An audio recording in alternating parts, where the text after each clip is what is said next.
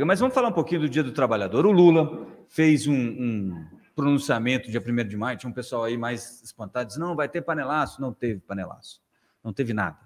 Teve aumento do mínimo de R$18, de 1.302 para 1.320 reais. E aí até o Lula achou que, né, como diria nosso querido Chico Anísio lá no Professor Raimundo, na escolinha do Professor Raimundo, ó, o salário, ó. E o presidente falou, então, que é um aumento pequeno do salário mínimo. Pode subir aí, Joelton, por favor? E aí ele falou, olha, a partir de amanhã o salário mínimo passa a valer 1.320 para trabalhadores da ativa, aposentados e pensionistas. É um aumento pequeno, mas real, acima da inflação.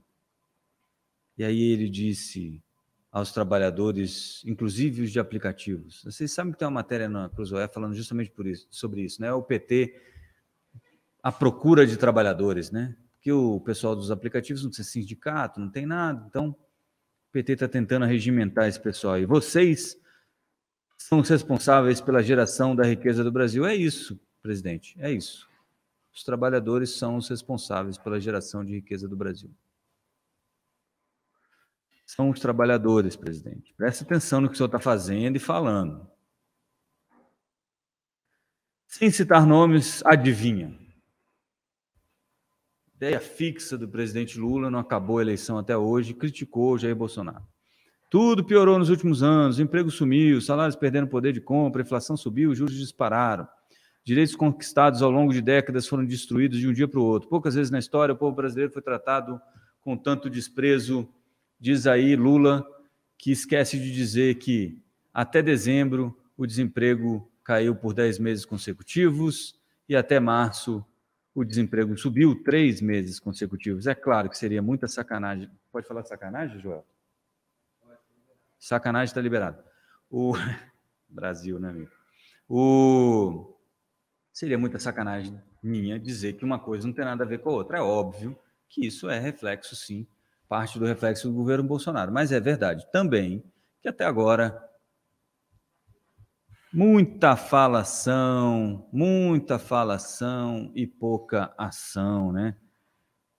No meio disso tudo, ele fala do imposto de renda, né, que além do salário mínimo para 1.320, aumentou a isenção aí para 2.640, eu acho, no imposto de renda, na faixa de isenção do imposto de renda, o que é ótimo, né? Mas que, obviamente, o governo, para dar mais isenção, ele vai arrecadar menos, ele precisa arrecadar de outro lugar. E aí ele escolheu outro malvadão, que é o pessoal que tem dinheiro no exterior, né? E já lá no meio da MP que ele mandou, criou aí 2 faixas de cobrança de imposto de renda sobre lucros auferidos no exterior, que são o seguinte: se você ganha até R$6.000 em lucros e dividendos lá fora, você está isento por ano. De 6 a 50 mil reais por ano, você paga 15% sobre o que você auferiu, né? E acima de 50, 22,5%, tá bom? Aí, o mais legal disso tudo é o seguinte, ó, tem uns números aqui, eu vou falar para vocês, que é um pouco de valuation freestyle, ou pelo menos pareceu, né?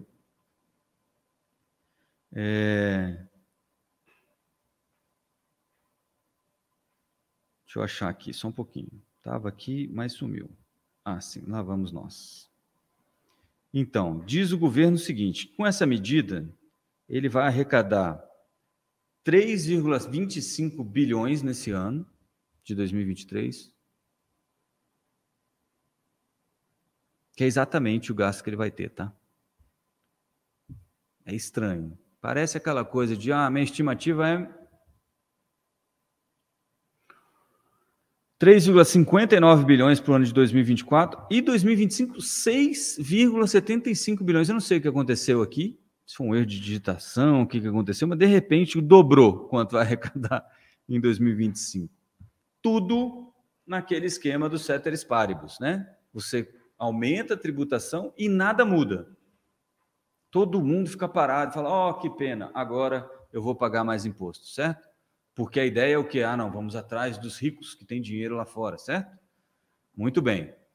Os ricos são os caras que têm mais problema para tirar todo o dinheiro daqui e botar lá fora e passar a residência fiscal dele lá para fora, certo?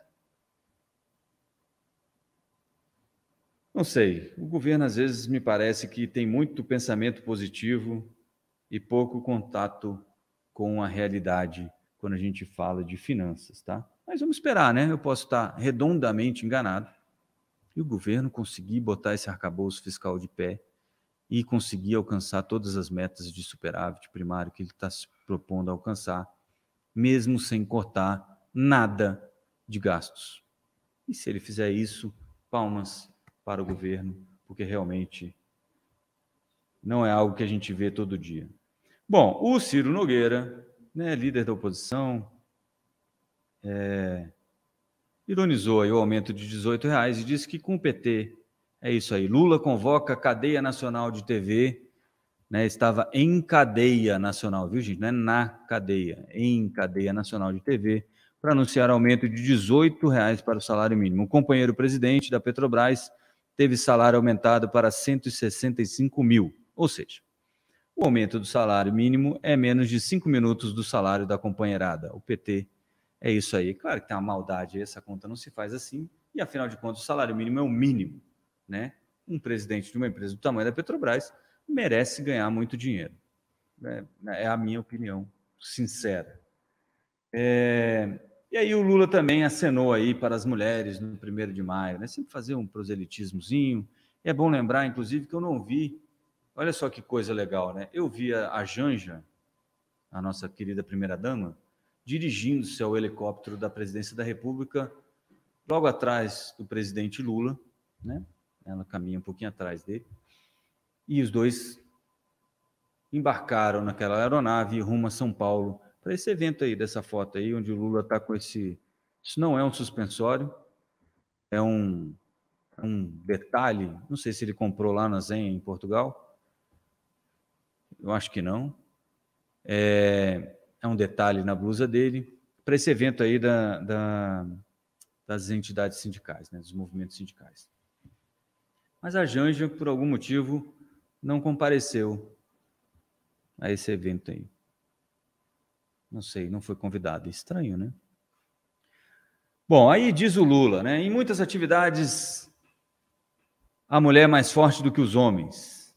Precisamos ser duros contra o assédio, contra as nossas companheiras mulheres. É importante olharmos como nossas semelhantes. E aí, lembrando que a medida para multar as empresas que não equiparam salários entre homens e mulheres está para ser votada nesta semana, a não ser que o governo tire a urgência. É a hora que você começa a ver o que é gogó e o que é verdade, tá? Então, muita conversa, pouca ação, por enquanto, muita coisa proposta, nada votado, com problema lá na Câmara, no Congresso, no Senado. E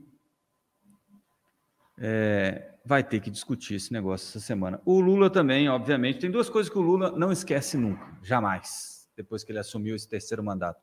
Uma é o Bolsonaro, não sei, deve ser alguma paixão, alguma coisa enrustida. E a outra é o Roberto Campos Neto, esse sim, o bad boy do Banco Central, o playboy banqueiro da Faria Lima e amigo do Bolsonaro. Eu acho que qual é o problema, né? Eu acho que é ciúmes desse relacionamento. Mas tá aí, ó, diz o Lula, a gente não pode viver mais em um país onde a taxa de juros não controla a inflação. Tá, isso aqui é aquela coisa que eu já falei para vocês, é o metaverso do Lula, né? Ele olha para as coisas do jeito que ele quer e pronto. Se ele diz que é. É assim na cabeça dele. Ela controla, né, a taxa de juros, na verdade, o desemprego nesse país, porque ela é responsável por uma parte da situação que nós vivemos hoje. Sim, uma parte é culpa dos juros, o Lula está certo. Outra parte é culpa do próprio Lula. Uma outra parte é culpa do Bolsonaro. Uma outra parte é culpa da história brasileira. Tem várias partes. O que a gente tem que começar a fazer é cuidar da parte que a gente pode alterar, não é mesmo, presidente? Taxa de juros, o senhor pode alterar, desde que o senhor sinalize, pelo menos sinalize, não é muita coisa. Sinalize que vai ter alguma responsabilidade fiscal. Me diga como é sinalizar que vai ter responsabilidade fiscal, tirar a punição da lei de responsabilidade fiscal.